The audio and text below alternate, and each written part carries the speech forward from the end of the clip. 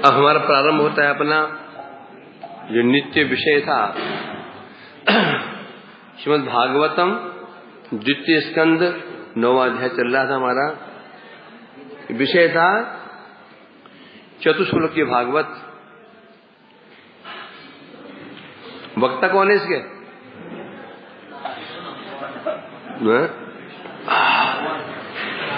भगवान नारायण। श्रोता कौन है? परंतु ये प्रसंग आया क्यों? ये प्रसंग क्यों शुरू हुआ?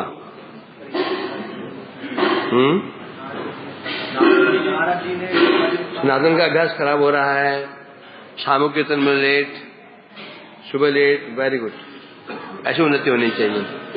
जो सीनियर बनते जाओ, नियम छोड़ते जाओ, क्योंकि नियम परमहंसों के लिए नहीं होते हैं। जो हमारे बद्ध जीव हैं उनके नियम हुआ करते हैं। ठीक है, बहुत सर। रोज शाम को भी नियम टाइम कितना आता, कभी नहीं आता। सुबह आता, कभी नहीं आता। ऐसे होना चाहिए। नए नए सीनियर होते चले जाओ, नियम से ऊपर उठते चले जाओ। ठीक है, ऐसा होना चाहिए। तरक्की होनी चाहिए। कब तक नियम बदल रहेंगे वैदिक भक्ति में? उसके लिए मैं हूं ना, वैदिक भक्ति के लिए मैं हूं। ऐसी तो इसमें श्रवण कर रहे हैं हम लोग चतुश्लोकी भागवत। मूल विषय था नारद जी की जिज्ञासा ब्रह्मा जी से। नारद जी ने भगवान से, ब्रह्मा जी प्रार्थना की थी, प्रश्न किए थे। उसके उत्तर में ब्रह्मा जी बता रहे हैं किस प्रकार से मैंने भगवान की तपस्या की। सृष्टि के प्रारंभ में मेरी उत्पत्ति भगवान नाभिक कमल से हुई, उत्पन्न हुआ, कुछ दिखाई नहीं पड़ा। बहुत खोजने की चेष्टा कि मैं कहां से निकला, मेरा मूल कौन है। बड़ी चेष्टा की, परंतु खोज नहीं पाया। अंत में थक हार करके फिर मैं बैठ गया। तब मेरे कानों में 2 शब्द पड़े, तप।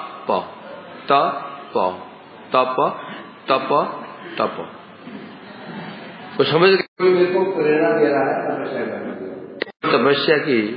मुझे प्रश्नों को भगवान ने दर्शन दिया। तब उस समय भगवान को ज्ञान प्रदान कर रहे हैं। इसी प्रश्न को यहाँ पर ब्रह्मा जी कह रहे हैं अपने पुत्र नारद जी को। चतुश्लोकी भागवत, इसमें 4 श्लोक हैं मुख्य। 2 श्लोक भूमिका में है, तो 6 श्लोक। 4 श्लोक में ही संबंध तत्व, अविधेय तत्व और प्रयोजन तत्व विराजमान है। इस चतुश्लोकी भागवत ही मूल भागवत है, जो स्वयं भगवान ने ब्रह्मा जी को कही थी।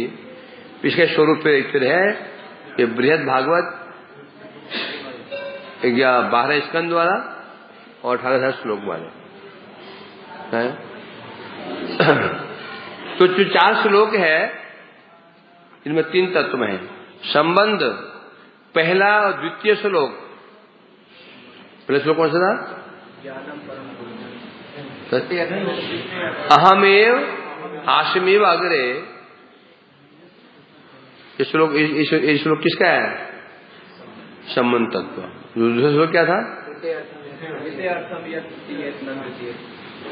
हाँ, रितस में प्रत्येक। ये 2 श्लोक जो है संबंध तत्व के। तीसरा है यहाँ यथा महांति भूतानि भूतेषु। ये इसमें क्या विषय क्या है? प्रयोजन। और जिज्ञासा जो चौथा श्लोक है होना तो इधर संबंध अविधेय प्रयोजन के नियम को जो शब्द कर्म है, परंतु नहीं। जो 2 श्लोकों में संबंध तत्व दिखाया गया। पहले श्लोक में संबंध तत्व क्या है? संबंध तत्व 2 के बीच में होता है। संबंध कितने लोगों में होता है? 2 तत्व, 2 वस्तुओं में होता है, 2 लोगों में होता है। एक में कोई संबंध नहीं हुआ क्या? नहीं। संबंध होने से कार्य होता है। एक कांसा है, लकड़ी है, गंदा। संबंध हुआ संबंध होगा तो क्रिया होगी। तो संबंध दो तत्व में होता है। वो प्रथम तत्व है श्री भगवान जो आश्रित तत्व है। द्वितीय और द्वितीय तत्व है माया जो आश्रित तत्व है। ये संबंध है। क्या बताता है? भगवान ने अपना स्वरूप बताया, मैं कौन हूं। फिर बताया दूसरे लोग में माया कौन है। ये दो संबंध तत्व है। तीसरा तत्व है प्रयोजन तत्व, चौथा अविदित तत्व। तो हमारा तत्व था अविदित प्रयोजन तत्व। तो बैक करते पूछ लो क्या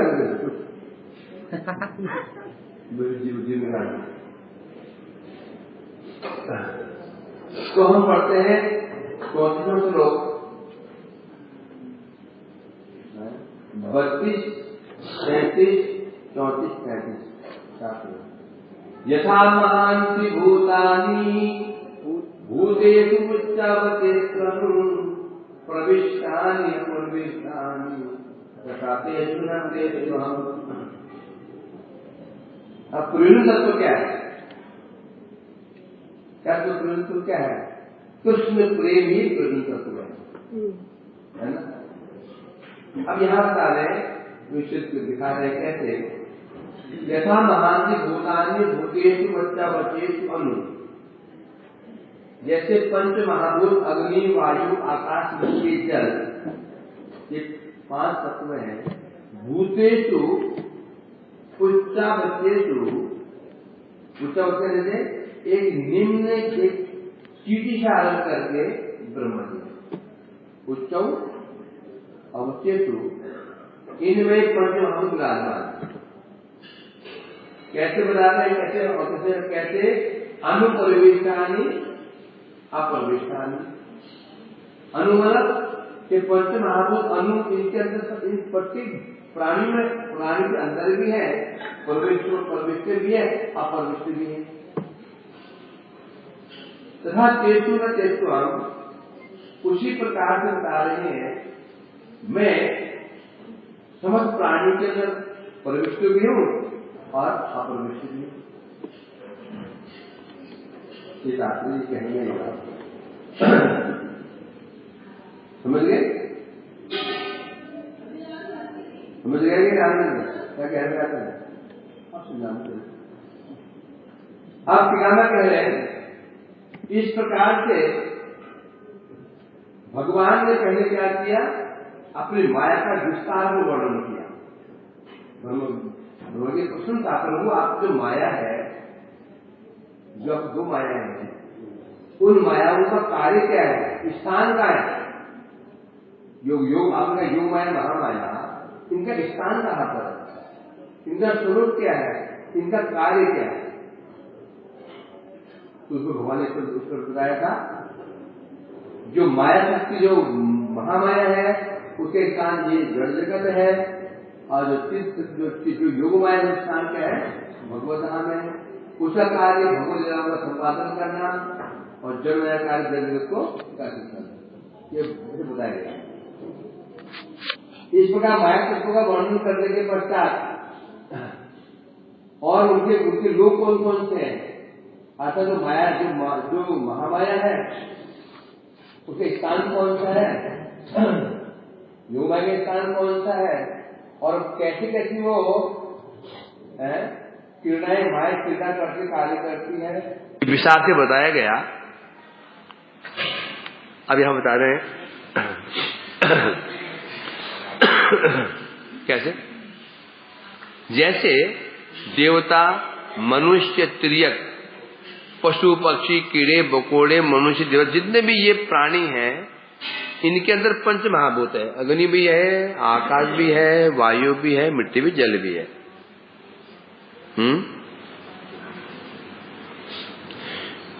सत्व विद्यमान है। अब यहां बता रहे हैं प्राणी वर्ग के महाभूत अनुप्रविष्ट हो या प्रविष्ट होकर के भी आबार विद्यमान हेतु था का पंच महाभूत समस्त प्राणियों के अंदर विराजमान होने पर भी क्या है, पृथक विद्यमान भी है। अग्नि वायु आकाश में हमारे शरीर में अग्नि भी है, आकाश भी है, वायु भी है, जल भी है और मिट्टी भी है। परंतु इस शरीर पृथक भी तो है। क्या भाई शरीर बाहर मिट्टी नहीं है? मिट्टी है, जल नहीं, क्या जल भी है, अग्नि भी है। शरीर में है कितना? अणु परिमाण में है। इसलिए कहते हैं प्रविष्ट होते हुए प्रविष्ट है भी।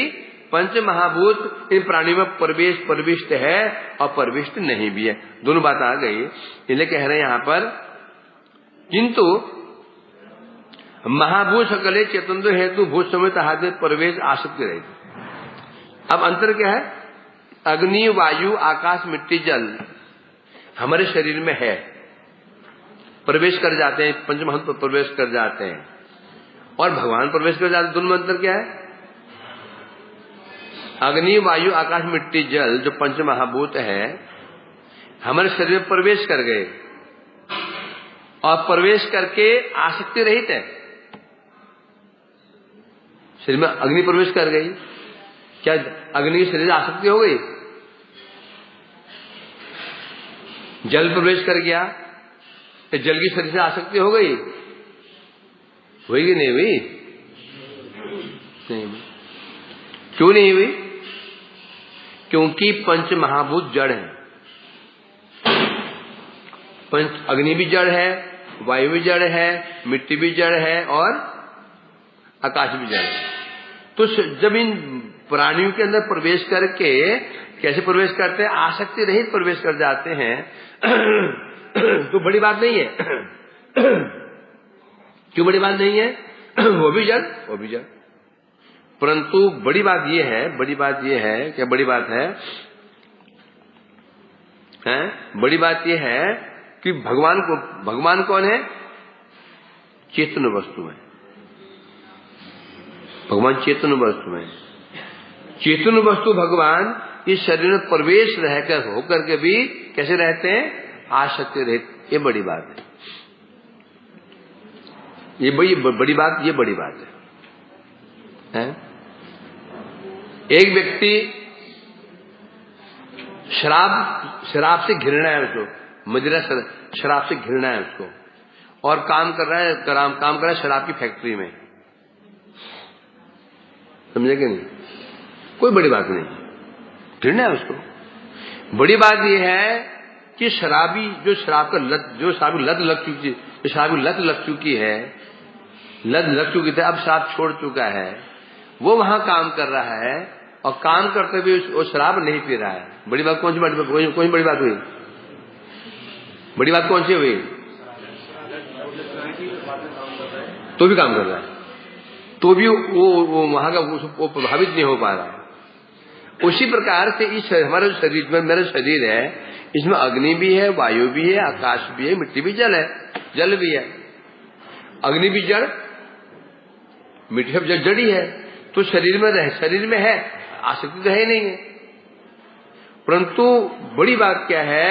इस जड़ शरीर में, इस जड़ शरीर के अंदर कौन निवास कर रहा है? भगवान निवास करते हैं, और निवास करते हुए कैसे रह रहे हैं? आसक्ति रहे। तो कौन सी बड़ी बातें हो गई? इसी शरीर में जीव भी तो रह रहा है। इस अग्नि वायु जो शरीर है में जीव भी रह रहा है, परंतु जीव क्या हो गया? आसक्त हो गया। भगवान में जीव में क्या अंतर है? भगवान भी इसी देह में रह रहे हैं और जीव भी देह में रह रहा है। दास सुपर्णा सयुजा सखाया सवन वृक्ष पर हो जाते। ये शरीर एक पीपल के वृक्ष के सदृश है, जिसमें दो पक्षी बैठे हुए हैं, दोनों मित्र हैं। एक पक्षी जीवात्मा, एक पक्षी परमात्मा।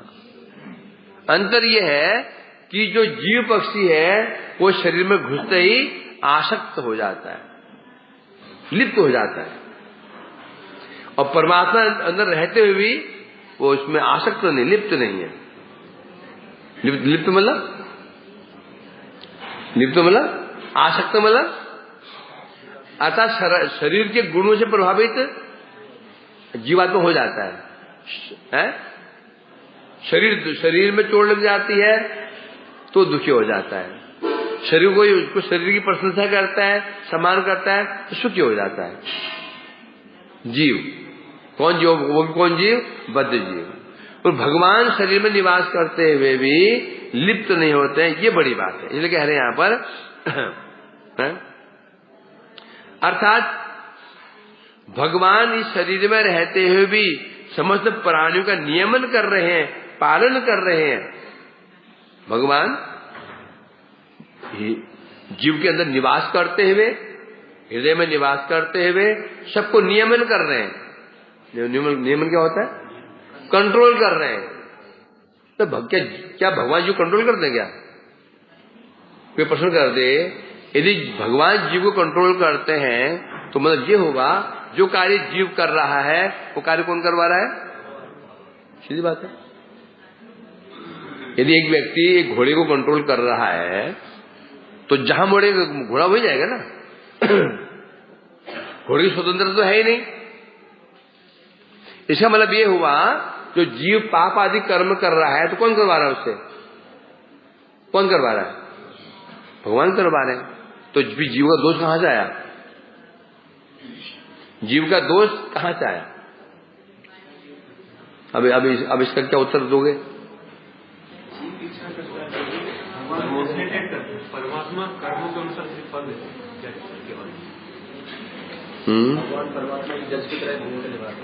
भगवान भी जो नियमन कर रहे हैं उसे कर्मानुसार ही उसको नियमित कर रहे हैं। समझे कि नहीं? और उदाहरण दे देते हैं। किसी कंपनी में एक व्यक्ति को भर्ती किया गया, एम्प्लॉय किया गया, है ना। अब जैसे उसके गुण हैं, गुण के अनुसार उसको काम में लगा दिया। अब जो उसके जो सुपरवाइजर है अब उसको परिचालित कर रहा, वो कर रहा नहीं कर रहा है। अब किसके आधार पर परिचालित कर रहा है उसको? जैसे उसकी योग्यता है। चलो भाई तुम ये करो, चलो तुम वो करो, ये करो वो करो। उसी पर भगवान जो परिचालन हम कर रहे हैं, कंट्रोल कर रहे हैं, स्वतंत्र होकर नहीं कर रहे हैं। जैसे हमने कर्म किए, हमें जो प्रारब्ध है पूर्वजन्म का है उसके अनुसार ही हमको कंट्रोल कर रहे हैं। भगवान कोई दोष इसमें नहीं है। जैसे हमने कर्म किया, जैसे एग्जाम्पल जगत में देखते हैं ना, जज किसी व्यक्ति को फांसी की सजा दे देता है, किसी को केस जितवा देता है, अरबों रुपया उसको अरबों रुपया का लाभ करवा देता है, करवाता ना, और किसी को पूरी संपत्ति से रहित कर देता है। अब ये तो जज ऐसा क्यों कर रहा है? क्यों कर रहा है? जज नहीं कर रहा है। जैसे उसके कर्म आदि थे उसी अनुसार ही उसको परिचालना कर रहा है। तो उसी प्रकार से जो परमात्मा अंदर बैठे हुए हैं, जैसे जो कर्म था, यदि किसके दुष्कर्म थे उसको पाप करने के लिए प्रेरित कर रहे हैं। पुण्य कर्म थे, पुण्य को लगा रहे हैं उसको। तो बोले भगवान कौन लगा रहे हैं? भगवान नहीं, परंतु कौन? परमात्मा। तो पाप की ओर क्यों लगा रहे हैं? ये तो गलत है। गलत नहीं है, गलत नहीं है, क्योंकि उसे पाप प्रवृत्ति है। जब तक वो पाप करेगा नहीं, फिर दंड नहीं भोगेगा तो सुधरेगा नहीं। कुल दृष्टि का भगवान दृष्टि क्या है? एक व्यक्ति पाप क्या, उसकी क्या वृत्ति कैसी है? कैसी वृत्ति है? पाप करनी वृत्ति है। और सुधरेगी कैसे? क्या उसको वो क्या समझाने समझ जाएगा? वो जिसकी पाप करने की वृत्ति है क्या समझाने समझ जाएगा? वो हम समझ जाते हैं? नहीं समझ सकते हैं। तो कब समझेंगे? जब हम वो कांड करेंगे, फिर कांड का जो हमें दंड मिलेगा। हाँ बोले ठीक कह रहे थे, वो ठीक कह रहे थे।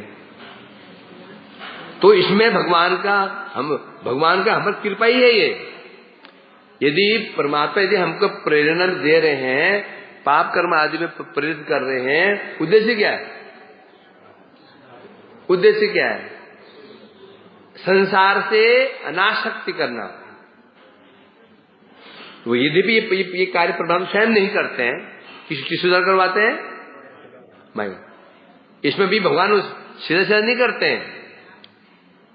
कैसे करवाते हैं? वो जो उनकी माया है, माया के द्वारा ये कार्य करवाते हैं। ये कार्य भगवान वो स्वयं करते भी नहीं। वैसे बोलो मूल में करता कौन है? परमात्मा ही मूल में है। परंतु परमात्मा की इच्छा अनुसार माया उनको फिर क्या करती है? ये जज ने कहा भाई इसको रोज जेल में बंद करो और कठोर कारावास। अब जज के जेल में जाके क्यों उसको मारेगा क्या? दंड देगा उसको? पीटेगा कोड़े से उसको। जज ने कहा था कठोर कारावास दिया जाए इसको, कठोर कारावास। अब अर्थात उसको कष्ट दिए जाए।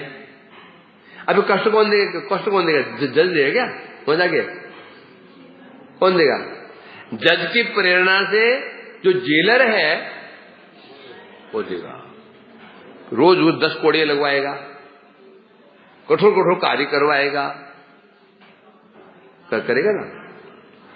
तो इसलिए कह रहे हैं यहां पर तो यहां कहा जा रहा है भगवान शरीर में निवास करते हुए भी कैसे रहते हैं? आसक्ति रहित। जीव भी निवास करता है, भगवान निवास करते हैं। अंतर यही है, जीव जब शरीर में घुस जाता है, घुसता ही आसक्त हो जाता है। मैं शरीर, मेरा शरीर शुरू हो जाता है।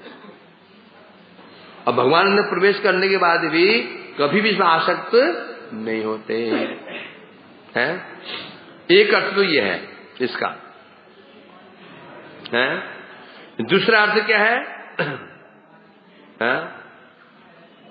नतेषु हम, एक तो प्रवेश कर रहे हैं आसक्ति रहित, एक प्रवेश कर रहे हैं आसक्ति रहित। और अर्थ घुमा दो क्या आएगा? परविष्टान्य तथा नतेषु हम।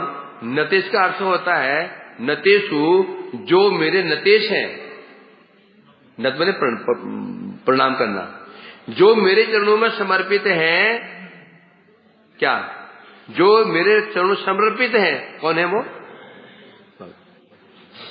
क्या बता रहे हैं? उनके अंतःकरण में मैं जाता हूं। क्यों जाता हूं? दर्शन दाने निमित्त।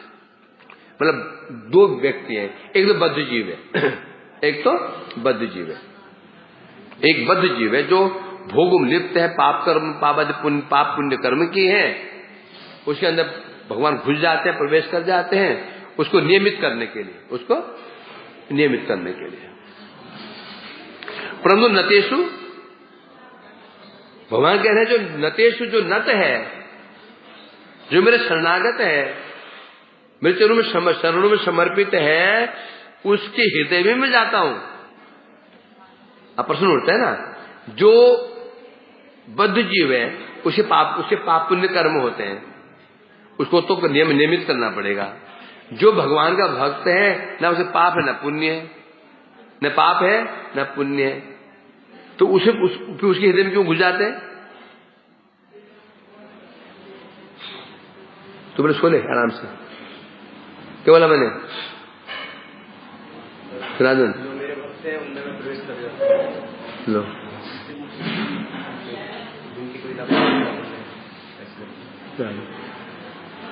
प्रश्न ये उठ रहा है, जो नियमित करो, कंट्रोल करो, कंट्रोल मैं कैसे कंट्रोल करो, इसमें क्या बात छिपी हुई है? ये व्यक्ति दुष्ट है, इसको देखो भैया, इसमें तो कंट्रोल रखना। मैंने क्यों बोला? ये दुष्ट है, ये नहीं तो गड़बड़ करेगा, है ना। तो बद्ध जीव के अंदर भगवान प्रवेश करके नियमित करने के लिए, बद्ध जीव है, बद्ध मतलब उसकी पाप निवृत्ति है, पाप भी कर सकता है, ये गड़बड़ भी कर सकता है। परंतु जो भक्त है पाप पुण्य से ऊपर उठ चुका है, कोई प्रारब्ध ही नहीं है, तो उनके अंदर भगवान क्यों घुस जाते हैं? तो नियमित करने के लिए बोलते हैं नहीं, नतेषु, नतेषु मतलब जो मेरे नत हो चुके हैं, समर्पित हो चुके हैं, उनके हृदय में मैं नियमित करने के लिए नहीं घुसता हूं। क्यों घुसता हूं? दर्शन दाने निमित्त, उनके हृदय में दर्शन देने के लिए मैं प्रवेश करता हूं। मतलब ये हुआ कि जो भक्त हैं उनके हृदय में भगवान कौन कौन कौन प्रवेश किए हैं? श्री भगवान ने प्रवेश किया है, जो दर्शन देने के लिए गए हैं। क्यों देने गए हैं? उस दर्शन की इच्छा है उसकी, तो दर्शन की इच्छा है उसकी, है कि नहीं? परंतु जो सामान्य बद्ध जीव है, उसकी दर्शन की इच्छा नहीं है और जबरदस्ती गए। क्या है? जबरदस्ती। क्यों गए? जबरदस्ती क्यों गए? कोई नियंत्रित करने, जबरदस्ती, है कि नहीं? बच्चे नहीं चाहते कि टीचर का क्लास में घुसे, चाहते हैं? चाहते हैं टीचर की टीचर क्लास में घुसे? पहले पहले पहले क्या देखते हैं? ब्लैक बोर्ड क्या देखते हैं? सूचना पट में कि आज कौन टीचर एब्सेंट है ना? या होमवर्क नहीं किया, एब्सेंट है कि नहीं? बोला आज एब्सेंट है, बीमार हो गया, और हठात आ जाए क्लास में, स्कूल में तो इस बच्चे नहीं चाहते हैं कि टीचर क्लास में घुसे, परंतु वही जब टीचर घर में जाता है, बच्चे चाहते हैं पापा घर में घुसे, है कि नहीं? एक रामलाल है 2 स्वरूप है, पिता स्वरूप, टीचर स्वरूप। टीचर स्वरूप है, कोई बच्चा नहीं चाहता कि हमारे क्लास में आज आ जाए, ये पैर फिसल जाए इसका, सीढ़ी में टांग टूट जाए इसकी, ये चाहते ना? 2 जो टॉपर हो जाता है आ जाए, मोस्टली लोग नहीं चाहते, तो भी घुसता है वो। क्यों? उन्हें पढ़ाने के लिए। परंतु वही वो जब पिता बन जाता है तो बच्चे चाहते हैं, उसके बच्चे चाहते हैं पापा घर में आ जाए। क्यों? हमको घुमाने के लिए जाएंगे, कुछ कर लाकर करेंगे, है कि नहीं? उसी प्रकार से जीव 2 प्रकार के हैं। एक बद्ध जीव है, वो स्टूडेंट के विद्यार्थी के समान हो गए। एक जीव है उसके एक जीव कौन हो गए? घर के बच्चे के समान हो गए। तो परमात्मा जबरदस्ती घुस जाते हैं। क्यों? वो कंट्रोल करने के लिए। परंतु जो भक्त होते हैं उनके हृदय में भगवान क्यों घुसते हैं? वो भक्त प्रतीक्षा करता है, कब भगवान आए, कब भगवान आए, कब भगवान आए, तब उसे हृदय में प्रवेश कर जाते हैं।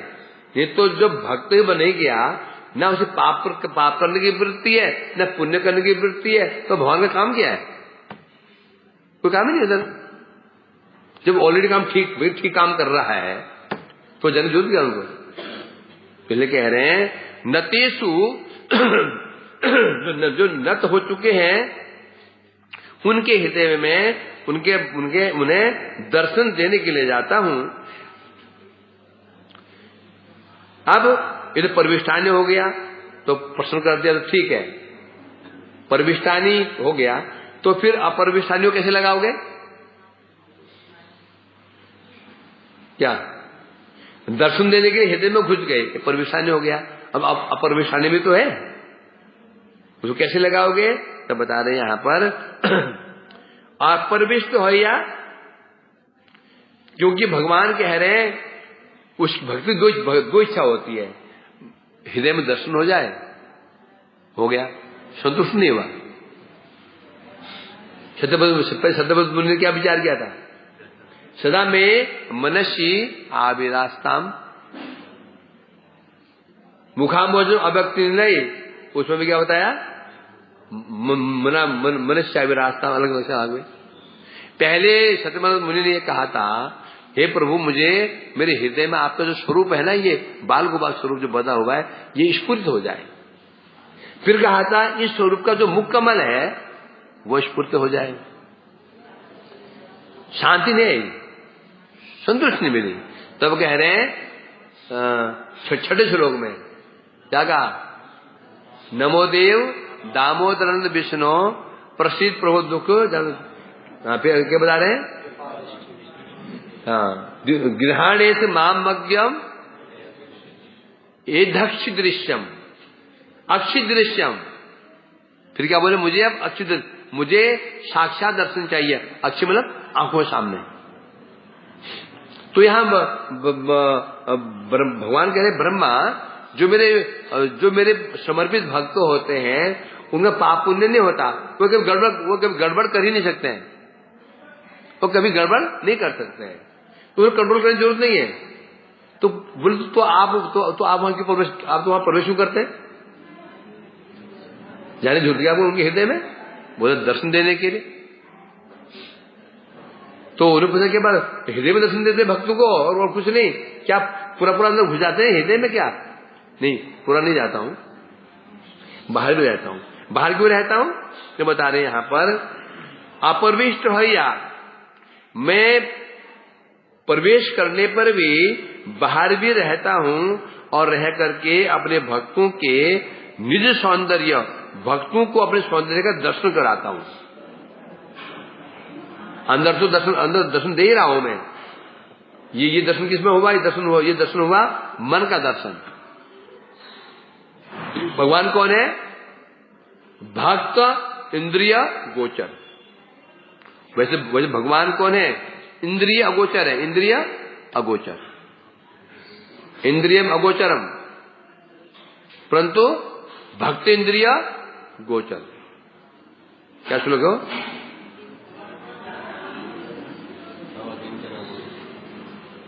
जन्म ऐश्वर्य सुख बोलो। हाँ हाँ, भूल गया।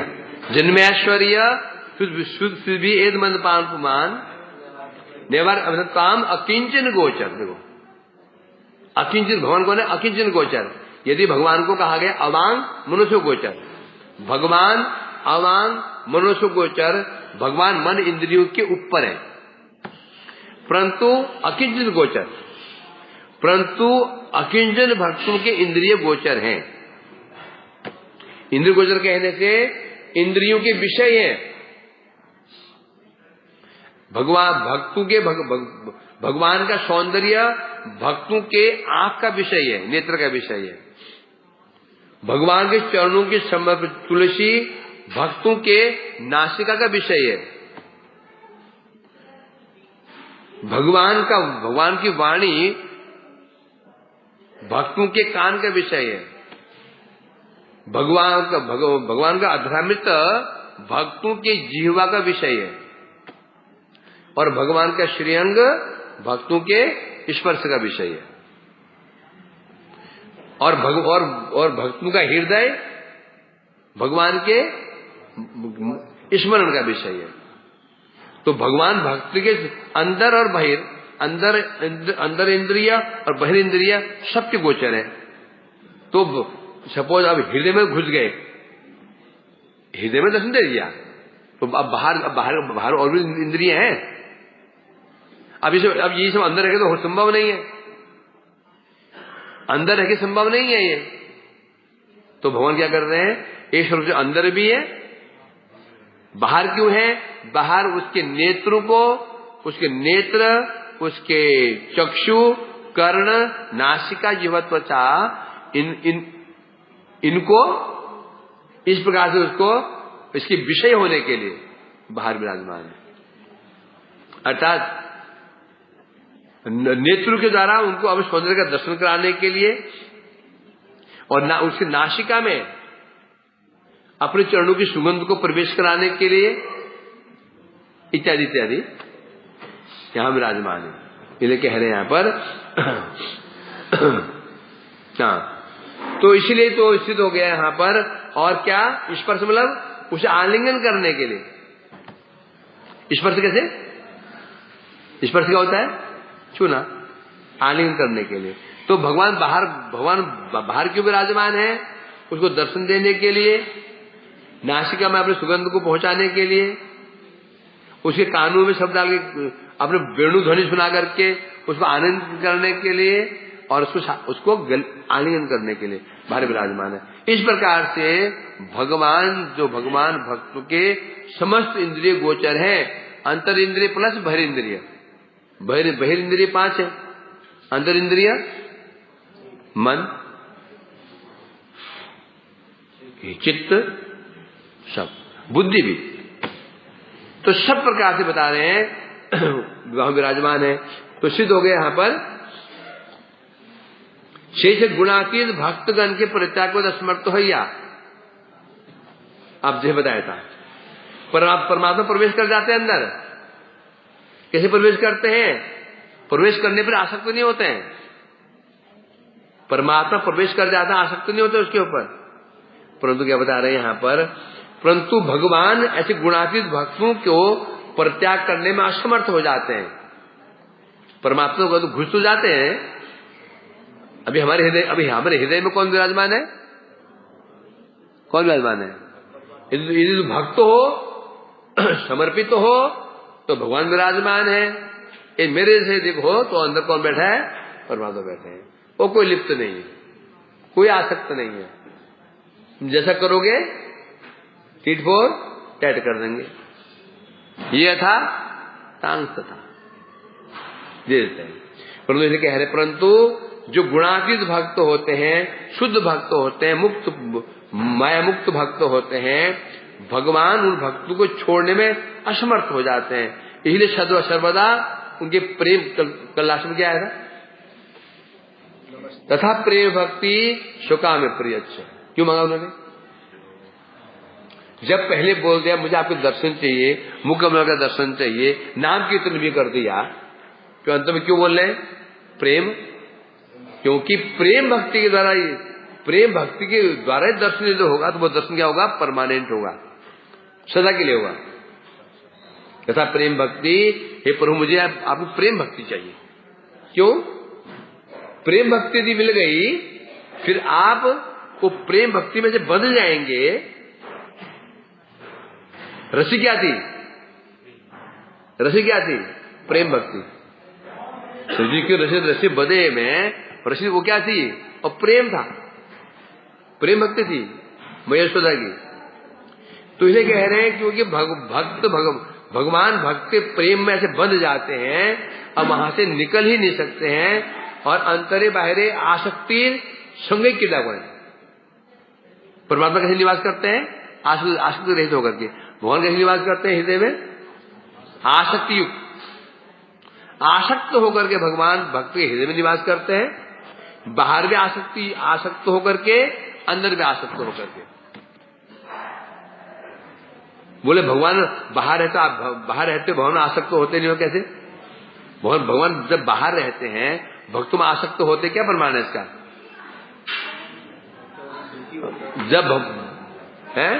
जब पांडवों को कष्ट मिला, भगवान दुखी हो जाते हैं, रोते हैं।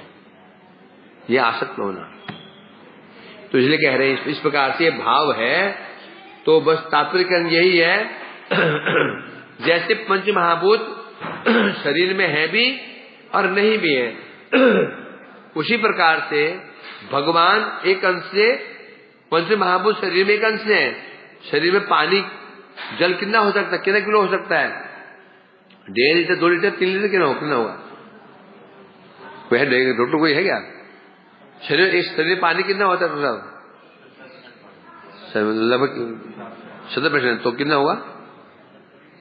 आप देखो कितने किलो होगा? आपका बेटे यदि 60 किलो है, तो पानी कितना होगा? 4 किलो है। इतना और चलो 50 किलो लगा लो ना, और तो मान लिया 60 लगा लो। और फिर ये बाहर कितना पानी है?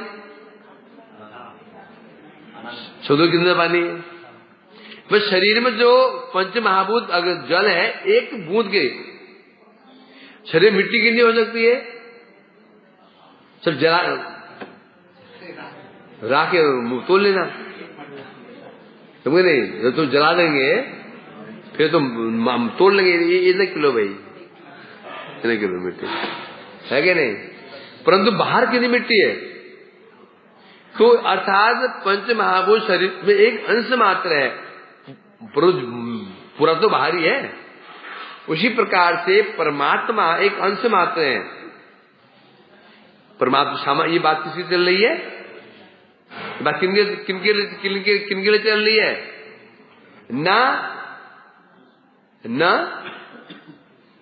नतेषु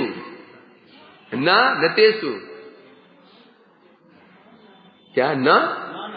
ये कौन है? बद्ध जी। जो नत नहीं है उनके अंदर परमात्मा विराजमान है और परमात्मा एक अंश मात्र है। एक अंशेन स्थितो जगत है ना, एक अंश मात्र है। और बाहर भवन है कि विराजमान है कि नहीं है?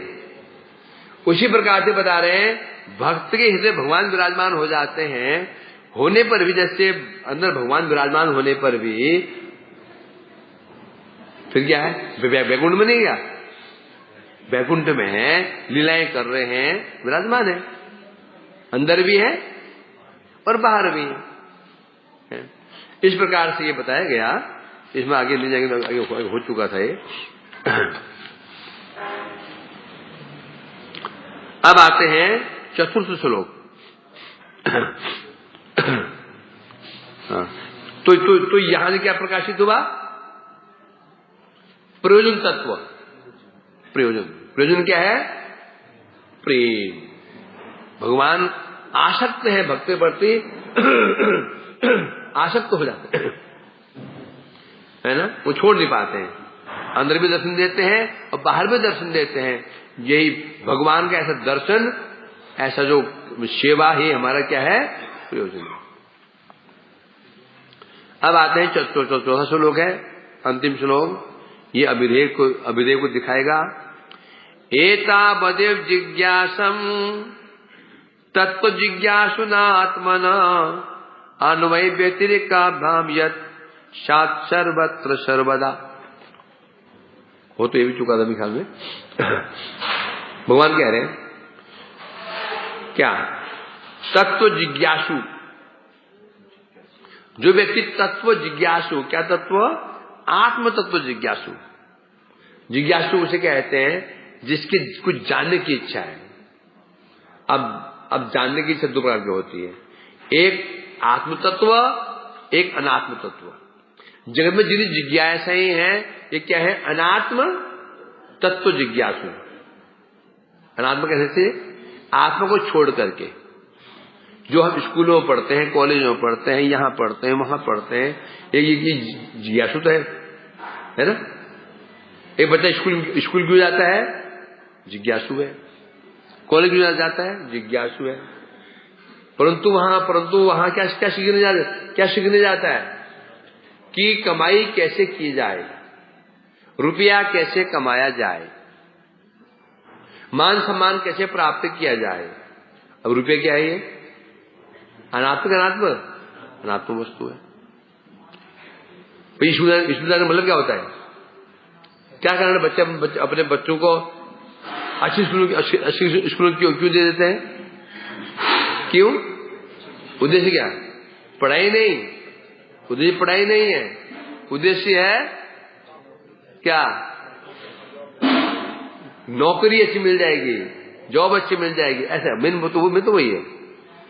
पढ़ाई उद्देश्य नहीं है। उद्देश्य पढ़ाई के द्वारा क्या कमाएगा? ये धन कमाएगा। तो इसे कहते हैं जगत में जिन जिज्ञासाएं हैं वो जिज्ञासाएं क्या? अनात्म तत्व जिज्ञासा। परंतु बता रहे हैं जो तत्व जिज्ञासु है, क्या तत्व? आत्म तत्व। आत्म तत्व कहने से क्या? मैं कौन हूं? आत्मा कौन है? जो मैं बोल रहा हूं ना, ये हम जो बोल रहे हैं यही मैं, ये मैं ही आत्मा। जो मैं बोल रहा हूं, मैं, तुम बोल रहे हैं ना, जो मैं करे जा रहा है, यही है आत्मा है। क्यामी किनामाई जात स्टार्टिंग यहीं से होती है। परमार्थ की स्टार्टिंग यहीं से होती है। पहले मैं कौन हूं, आत्म तत्व। तो बता रहे जो आत्म तत्व जिज्ञासु व्यक्ति हैं वो क्या करते हैं? आमा स्वरूप तत्व अनुवृत्ति व्यावृत्ति कर में विधि निषेध के द्वारा विचार पूर्वक सर्वत्र सर्वदा क्या प्रश्न करेंगे। जो जानना चाहते हैं क्या आत्मा क्या है, या मेरे विषय में जानना चाहते हैं भगवान कौन है, आत्मा कौन है, तो उसे क्या करना पड़ेगा? अन्वय रूप में और व्यतिरिक्त रूप में विधि निषेध के द्वारा विचार करना होगा। विचार दो प्रकार से होता है, एक विधि पूर्वक, एक निषेध पूर्वक। दवाई क्यों खानी चाहिए? दो विचार इसका। विधि पूर्वक नहीं खाए, दवाई खाने से शरीर अच्छा हो जाएगा। इसको स्ट्रॉन्ग कौन करता है? विधि को निषेध स्ट्रॉन्ग कर देता है। जैसे मैंने कहा भाई, डॉक्टर ने कहा भाई ये दवाई खाना, तो हम जोर नहीं देंगे, जोर नहीं देंगे। बोलेगा इसके बिना तुम ठीक हो ही नहीं सकते हो। अब क्या हुआ? अब खाएगा।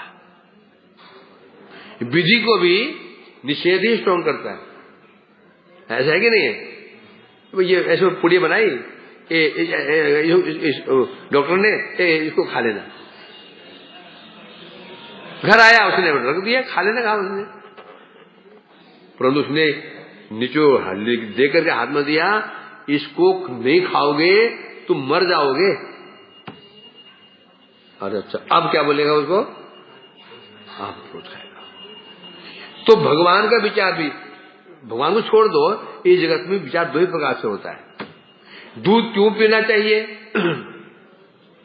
दवाई क्यों खानी चाहिए, पढ़ाई क्यों करनी चाहिए, अच्छी पढ़ाई क्यों करनी चाहिए, दो बातें सुनिए। विधि निषेध। विधि यही है, अच्छी पढ़ाई पढ़ोगे जॉब मिल जाएगी, निषेध नहीं पढ़ोगे, नहीं पढ़ोगे तो चलाओगे रिक्शा, भी क्या चलाओगे? रिक्शा। जमीन खोद दोगे खुदाई। अच्छा, तब पढ़, माँ तो बोलते ना, क्या बोलते हैं? पढ़ पढ़ पढ़, नहीं पढ़ेगा तो चलाएगा रिक्शा भी, बोलते हैं ना। पढ़ पढ़ पढ़, नहीं पढ़ेगा तो फिर क्या? पढ़ोगे लिखोगे तो फिर खराब। तो अब कोई भी जो आप विचार कर लो, कोई भी जो विचार कर लो, दो चीजें हैं, एक विधि है, एक निषेध है। भजन करो भजन करो भजन करो, दो चीजें, कल्याण हो जाएगा। फिर क्या बोलते हैं? यदि भजन नहीं किया ना यदि भजन नहीं किया, पीएम राजी बैठे हुए हैं, तो केवल विधि भी काम नहीं करेगी, केवल विधि भी पूरा काम नहीं, विधि भी काम नहीं कर सकती है। निषेध उस विधि को और क्या करता है? पुष्ट कर देता है। इसलिए वहां कह रहे हैं, जो आत्म तत्व को जिज्ञासा जानना चाहते हैं, उस व्यक्ति को क्या करना पड़ेगा? अन्वय माने विधि, व्यतिरेक माने निषेध, दोनों प्रकार से विचार करना होगा मेरे विषय में है। और विचार पूर्वक क्या प्रश्न करेंगे? किसके विषय में?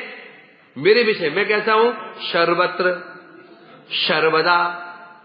जो मैं सर्वत्र हूं, सर्वत्र सर्वदा, सब समय, सर्वत्र में सब जगह, सब समय मेरे विषय में प्रश्न करेंगे, विधि पूर्वक निषेध विचार करेंगे। वांछा कल्पतरुभ्यश्च